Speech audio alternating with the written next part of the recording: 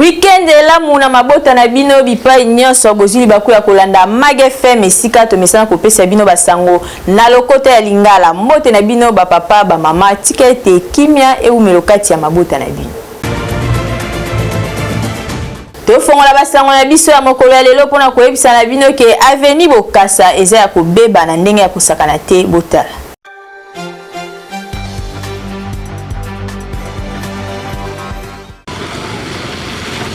Nzela oyo ezali kokabola commune ya Kinshasa pe oyo ya Barumbu epai wapi Avenue oyo ezali kobeba mikolo na mikolo ezali kotika ata esika moko te pona ba passager ba bakotia lokolo poto eke ezongi nde tikaka toza na kanya makasese to pe na province oyo esika ba konzi ba yebi ata kotia lokolo te. Eta nzela oyo ezali ko pénaliser libre circulation ya ba paisible citoyen alors que ezali nzela moko principal oyo ezali ko mema vers grand marché pe na centre ville ya Gombe. Ti mokolo oyo mokonzi ata moko te ya ville province ya Kinshasa ayebi kotia liloba to pe makolo na ene oyo esika pona kotala condition ya impraticabilité pe pasi ya population oyo bavandaka esika oyo mingi bato bautaka na ba commune mususu pona kokota centre ville misusu na tina ya koteka misusu pe na tina ya koya misala kasi ezali condition moko ya pasi oyo ba population bazali ko vivre na tang oyo surtout ya bambula.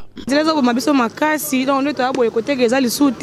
pour nous avons cassé coufi na gestion nous avons cassé coufi donc moi ils étaient circulation bon ils étaient côté au point nini nous avons beba mitro comme les kabanzia mususu ko kima bokasa awa donc moi ils étaient on se ngamo konza mboka stala ata likamna biso bon sala biso nzana bon sinzele lenge sakuna talaka boye circulation bon côté ezate to souffrir makasi pour nzela. To simba que population ezali na pasi ya kotambola pe mituka ezali na pasi ya koleka na nzela o surtout na Avenue Bokassa bondi melangai on dirait kaka ezalaki nde likamo susu na tango bambula oyo. Na lolenge makambo ezali kokendele population azali kaka na posa se moko projet à 145 territoires o ezalaki na ba province mosusu et senge monisa misala na yango na ville province ya Kinshasa o ezali miroir ya République démocratique du Congo mingi a na centre ville et pai wapi projet Kinbo Peto ezali kotambola kitoko na gouverneur Jean-Tini Ngobilambaka. Lelo soki otamboli na Kinshasa oko remarquer que na ba veni mingi ba caniveau ezalaka nango lisusu te yango ekoma kosala ke mai esupana na banzila.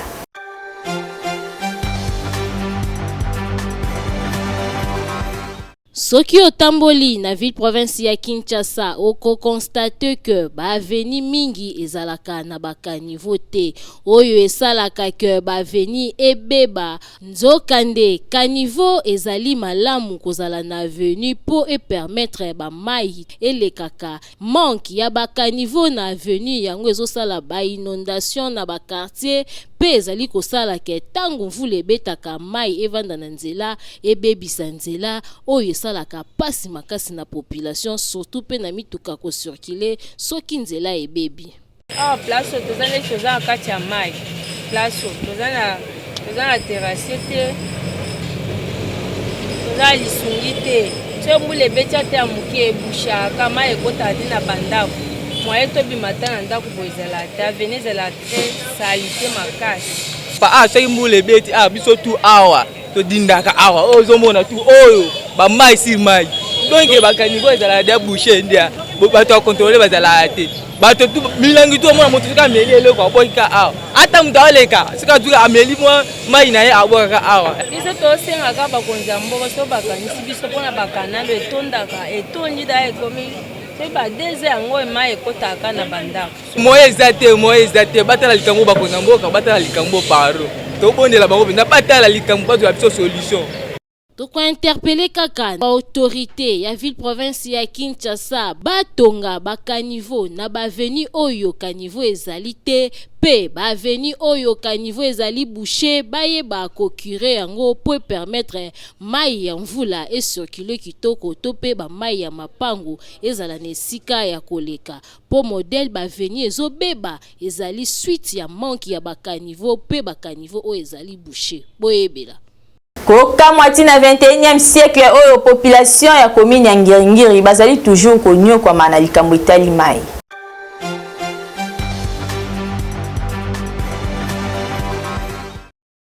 tozali koyeba te soki situation ya mai o na ville province ya Kinshasa ezali kokende wapi parce que population azali kolela ba robinet nyonso na mapangu na biso ekoma nango ba échantillon parce que mai ebimaka nango lisusu te neti botala awa na plein centre ville na commune ya Ngiringiri mai ebimaka nango lisusu te tomoni population azali kolela akomi kosomba na ye mai na ba forage tozali koyeba te situation oyo toke nango wapi aussi longtemps Ngiringiri ezali na katikati ya Kinshasa mais régie des eaux apesaka bango lisusu mai te ndenge nini bakoki kobanda kosomba mai ya ba forage o toyebi ke mingi esalemaka na ba périphérique ya ba ville mais awa en plein centre ville nde na Ngiringiri bazali kosomba mai ya forage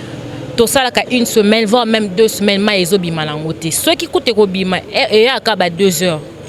2 heures wane koya temps mosusu totoki 4 heures eke nango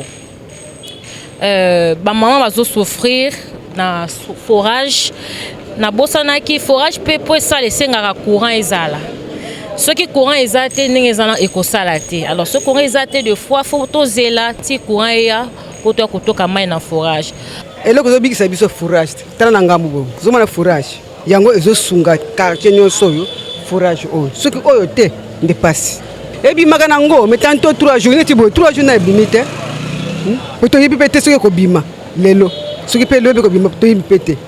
biso toyebaka eke ba forage bande kozala mingi na ba intérieur neti na ba mboka bisika oyo régie des zones no akomaka te basali bango ba forage po bikisa bango soit ba forage ya foko to pe misusu ba forage kaka bache ba robinet po bande kona biso bande ko vivre na ba intérieur bazwa mai ya komela pe ya kosela misala kasi awa na centre ville ya ville province ya Kinshasa ezali capitale ya République démocratique du Congo na commune ya Ngiringiri commune o esalame pe bandaka la régie des yeux c'est à kota pe bandaka la kasi population azongeli kotoka mai na forage pona nini pour régie des eaux ba robinet na nyonso ekoma na ngombe échantillon eza pasi pe ma ba kondia régie des eaux bota la situation oyo bobongisa musala na bino po soki boye ekosimba te misala ya botongi banzela ezali toujours kosalema kuna na avenue Lumumba na commune ya Limete.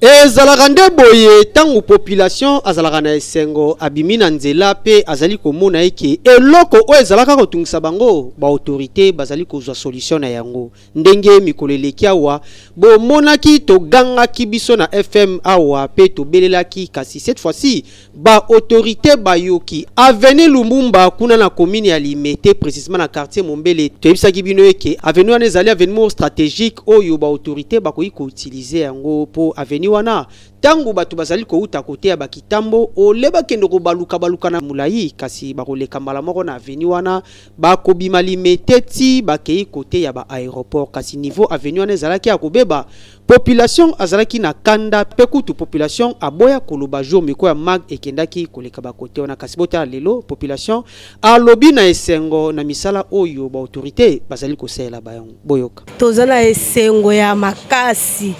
tozaki moyete sokumbule beti ba mama ko beba soka lati bia zokende église omoni moto ekwe bilamba nyonso poli tolela makasi tolela trop vraiment pour na présent na biso c'est la biso nzela o to souffrir makasi na Mombele na nzela o ba moto bebi ba moto batozo ko na ba mai ba nini merci ko ça va présent une intervention na e ba to fait des ba zo bongisa nzela to sepele vraiment makasi et prochain ezaka ki na say merci ne ba bongisa nzela parce que e umeli mingi to souffrir mingi pour moi ke mbaya boto kemi fort to loba ba journaliste ba to loba ka mais na mon moi solution zo mbaye obongisa to souffrir mingi déjà na bato o avant Laurent avec Mombele pour bima bo ba ka passer ba dépasser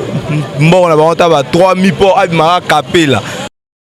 toyoki ndenge population asepeli parce que avenue Lumumba ezalaki na situation ya mabe makasi ezalaki ya kobeba ndenge bamoni ba engin ye ezali kosala mosala nango avec impact na idéologie ezali kobimisa salité nyonso ezalaki na ba terrasse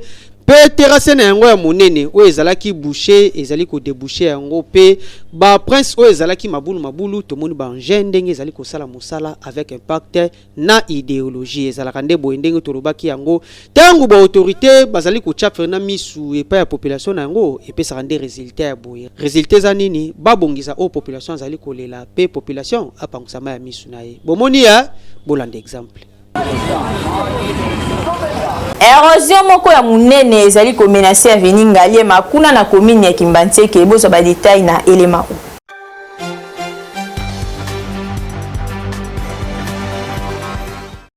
Likambu ya érosion na ville province ya Kinshasa ekoma lokola mbongo ya likelemba kokamwa. Lelo soki oyo alie, lobi oyo kuna pe alie, po soki otamboli oko remarquer ke ba commune ebele ekoma menacé na ba érosion. Neti awa na quartier Sakombi na commune ya Kimbantseke, érosion moko ebotami en tout cas bondimelanga ezali kotungisa population na ndenge ya defoite, banda ku ebele déjà ekei kasi esilika kate ezokoba se kokoba. Awa soki kaka mvula ebandi population ya koto yo balala kapongi ya nguma c'est-à-dire lisu moko ya kokanga moko ya kofungola po bayebite ekozala tour ya nani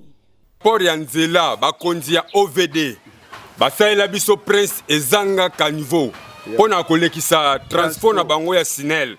donc bazwaki marché ke po basala nzela route mokali ti na sous station kuna mais ba ingénieur OVD ba liembongo na bango ba saili biso kaka ba bwaki kaka mabanga lelo yotela conséquence to comme komona lelo abwe ezali mvula soke beti ma ezoluka nzela ya koleka ba canaliser ma ité bato OVD tala lelo mapango na biso zalaki bien tala lelo to perdre mapango to zuna pasi. Awa tozali kaka ko interpeller bakonzi ba trouver solution na lombango soki te quartier oyo kolimwa boye tanenge sali kitorotin bateki ya makala kuna na wenze ya Mumbele na commune ya Limete bazali kolela koteka ezate po mikolo oyo piaka eza makasi.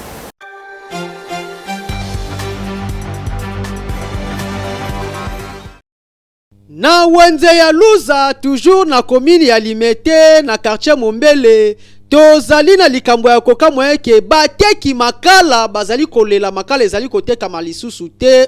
total yango tolobi mais o ezalaka boye te et surtout on a vu le prophète ya Kinshasa ces derniers temps courant ezalaka nango lisusu penza te courant koma nango kaka ya benda tika kuna tala boye tozongisa kotoyo bakinois bayebi lisusu courant ndenge ezalaka te mais kasi eloko o esungaka bakinois tango courant ezalaka te balamba mwa vite fait na makala kasi likambo ya kokamwa ezali ke yango pe makala ezali kotambola te bakinois bazali kolela bayebi te pona nini courant ezate makala ezotambola te est-ce o ezali babe to eza nini c'est cheresse ya niveau oyo na ville province ya Kinshasa surtout et pa bateki toyebi te eza nini boyoka bango nde balobi vente ezate tokolo babanda tongo toyaki mwa biloko ezomonana mais tellement mbongo na maboko batu ezate koteka ezate tukofanda boye banda tongo tipo kwa tokozoka ele mususu ata mwa eloko ya malonga ezate marché eza fond batu bazolela tandenge babiloko efanda moyen ezate yango nomonika ake oteki ndambu obashe okei lobi oyeka ndenge ake mbongo otekaki mwasaki moko okena ndambu osaleli nango ndenge nini yo kozonga su commerce kozi nini esala bino koteka eza te toyebi te eza nini mbongo na maboko ya bato eza te mbongo esikile te mbongo ekangami mutu na mutu akangi mbongo na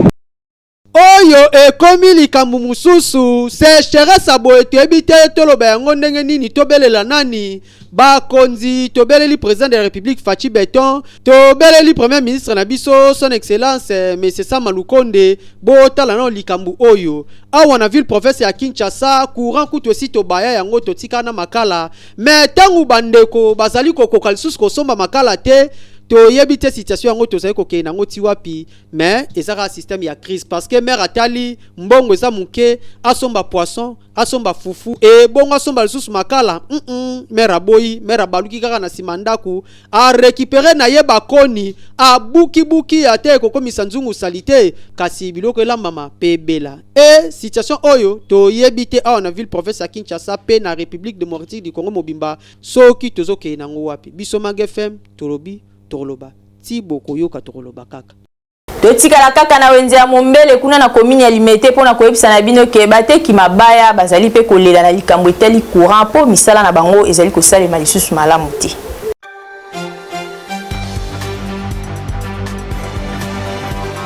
Première difficulté tozalaka nango mingi na mombele awa eza problème ya courant eza vraiment na difficulté makasi or ezali place moko oyo presque alimentaka vraiment ville ya Kinshasa na mabaya à part Zigida fallait dans l'état ou bien SNEL sur la ville l'état c'est trop dur luka moyen abongisa vraiment makambo ya courant difficulté tozokuta nango surtout pousse ya kolongwa ikinga bo parce que soma mabaya tie koma ya wenze to na tango mbula en tout cas c'est impossible pour pousser koma donc bo boka mabaya ko na msusu na prince aleti bo susu pousse msusu donc bozo futa ka mbongo donc nzela za passe nzela langa pesa ya wenze penza pasi makasi pour pousser koma awa même mutu kapambe koma raté pasi zo sa biso makasi nzela eza te ya malonga po mutu kape mutu na voiture na akokota pe aye na mutuka ti awa pa sombi mabaya pa bibi nango mais ça passe faut soka sombi awa asusu bataputu baketi mabaya ti na prince donc bazo banga ba dépense wana ya ba transport ezo za makasi mingi mais bazigida ba mituka kota ti na kati ya wenze ozo mona basaka dépense ne biso do sala ka awa te bon to kosenga na gouvernement abongisa no liboso abongisa no biso mombele ba prince kota so ba prince koti au moins ke ba mituka pe banda kokota biso wa bato ba so mabaya ba bina mutuka biso apo kilia kota foka ba pusu surtout so mbule beti kutu wana to koteka te poto partout donc ina nzela koleka msupe kutu ezalaka te puse kota na pasi papa okomona to sala ka boye biloko ekokanga mabiso na izina ata une semaine bata pusu babona ba mituka pe bona okokota wena mombele babito okota na msote po poto mituka mso kokangama yango no moni biso to sala ba difficulté ebele ya koteka awa na Kinshasa lelo ba plaque d'adresse ezalaka lisusu te ndenge ezalaka kala liboso ya mapango Mag FM iseli bino réflexion.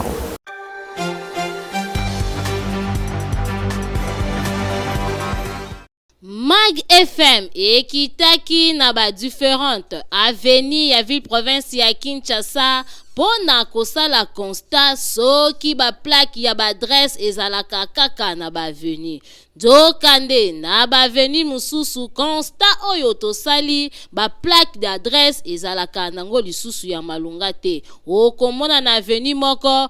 mususu lopangu moko nde ezali na plaque kasi ba mapangu oyo etikali ba plaque d'adresse ezali te oyo epesaka pasi na mupaya soki aye koluka mutu azoye bate akokotela na lopangu nini to numéro 10 to 20 ezalaka wapi soki pe akutani na bato ya mitema mabe bakokosa ye kende mupanzi okuna uswati continue tout droit nde okomona yango alors que esika azali koluka ezana okaka pembeni nyonso wana faute ya manque ya plaque d'adresse na yango wana toko interpeller ba bourgmestre na ba chef du quartier oyo ezali musala ya kobetela yango penza sete koluka ba venu nyonso ezala identifié po soki likama esalami boye bandenge nini ya kodetecter yango po soki plaque d'adresse eza bokozala na facilité ya kokita na terrain au lieu bo banda koluka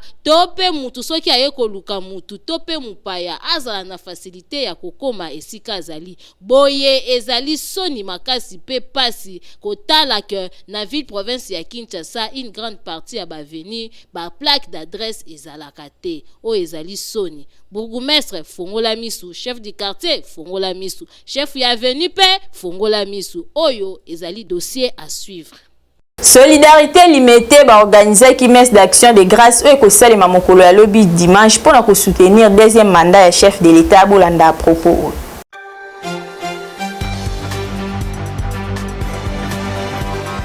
Le 31 du mois de mars, ezali clôture du mois de la maman. Alors, solidarité limitée, tout le bit, au tiga ba maman a limité ba mon côté. Il faut surtout tokutana, tokobandana le liboso na misa. Misa ezali action de grâce pour deux faits. Il y a liboso reconduction ya chef de l'État ou ezali membre na biso, mana limité, ya solidarité limitée, ezali membre actif. Et mi balé ezali clôture ya sanza ba maman. Alors, pona yango ezali pe pasika. Tozangisa te. Tokanisi que en tant que batu oyo to yambi nzambe tokutana nano ya liboso na 10h45 pour misa wana ezobanda na 11h. Tokutana na 10h45 wapi na église catholique Saint-Dominique oyo ezali na 13e rue. L'air misa kosi la totamboli malembe ti bisika tokutanaka na siège na biso ezalaka wapi epa ya mama Siska. C'est vrai que invitation ça maki moke mais ba maman ba ya wana ba représenter ba maman nyoso ya limité nyoso ya RDC batu pendambo ba ya o to sangana na ba maman to sambela biso banso pona ekolo pona mokonzi ya mboka ata soko yete me yebate ozanda biso na motema to ya to sangisa mingongo ekende likolo epa nzambe yokango nzela ya de bonhomme kuna na commune ya Matete ezali ya kobeba makasi ekomi kopesa pasi na population pona kosala circulation.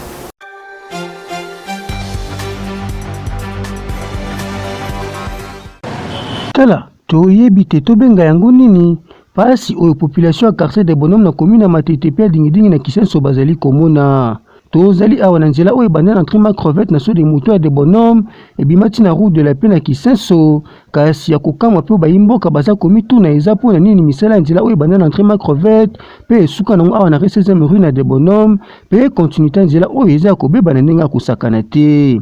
Awa soki mvula ebeti yebelaka na deja po mai eutaka na pont bozali komona boye etondaka awa okundima te ondre piscine Bethesda donc ezanga kaka ange akita awa kokamwa population bakoma koleka na coin nzela likolo ya mabanga e bon mabanga yango kanangi okoki pe kobuka na lokolo bande ko baleli na micro Mag FM. Awa nzela ozomona soki mbula ebeti etondaka na mai na ndenge ya jete mai ekotaka ti awa bagarage basalaka kutu te bayo batekaka bakimaka kuna na nse ba mosusu balalaka na bandako te neti biso tokomokola likolo ya bamoto mama présidente alekaka awo première dame ekole na ye eza kotoyi me alekaka mpe ka na mabulu oyo yango ndeka ngusanga na mabulu oyo nde donc akendaka amonaka te nalobi mabe te me nalobi vérité telema bilo lobi ke panza sango oyo osali nini omoni po bakonzi ya mboka bazali epui baleka mpe nzela oyo bamona yango mpe me nzela oyo bozomona awa eza bien mai etondaka awa tosala transport ya natelemika awa nazwi mutu mpo na katiseka awa apenga 1000 francs na bato tomema lisusu na bango ya mikongo po tokatisa bango kuna po apesa mbongo so na ye na butu namoni mai etondi nakotisa moto natiki yango mpona likolo awa naluki posture ya kokota na ndenge nsima kuna mpona devie mai oyo etondaka po awa eza place moko boye ka ndenge omoni yango bien boye sombulaka ebeti seke bato nyonso bakembaka basi fo batombola bilamba mpo bakatisa awa pasi oyo eza ebanda lelo te ewumeli basi baya kozozozwa bamesure tomonaka na biso bayaka te awa ezaka mbula mokie mai fo etonda banda basala terrasse moko eza na avenue terrasse wana nde ecreye bisiko ebele tala terrasse wana eza ya kotonda terrasse eza su na se ndenge ezalaka te soki ekomi kaka mbula te ya mokie mai ya ngai fo na tonda mai ezokotelanga awa baya kaka te papa na ngai baya kaka bakonzi yango mpe tolembi tobelelaka bapesaka mpe bango mbongo ebimaka nde toyokaka ke mbongo ezobima baosala nzela te baya kaka soki bakorenforce mabanga na avenue oyo baya kotyela biso bakonzie bino moko bomoni boyoki ndenge population baza kolela pardon bosala quelque chose pona kosunga bandeko à côté oyo surtout ke nzela oyo ekoki pe ko servir de route secondaire pona kobima na pont Matete to kokende na Jules Brasserie pe ko diminuer bambouteillage na boulevard Lumumba o tolobaki te tolobi 100% information Malouwa toujours. tokomi na suka ya mag na biso ya mokolo ya lelo soki bosepelaki na édition na biso bopesa merci na équipe technique oyo bazalaki wana mpona kosalela bino mosala ya kitoko na nsima ya kamera nazalaki na Enoch Mafuka yenda abendaki nga bilili mpo bomona nga na bandako na bino na montage Francis Peta papa na alegria yende amontaki baimage ya mokolo ya lelo kasi botika napesa merci epai ya maître Malou Abili Cléophas mon boss oyo azali bongo président fondateur ya fondation Malou ya Mobimba nga na bino tokokutana lisusu mikolo ezali koya po esala eloko te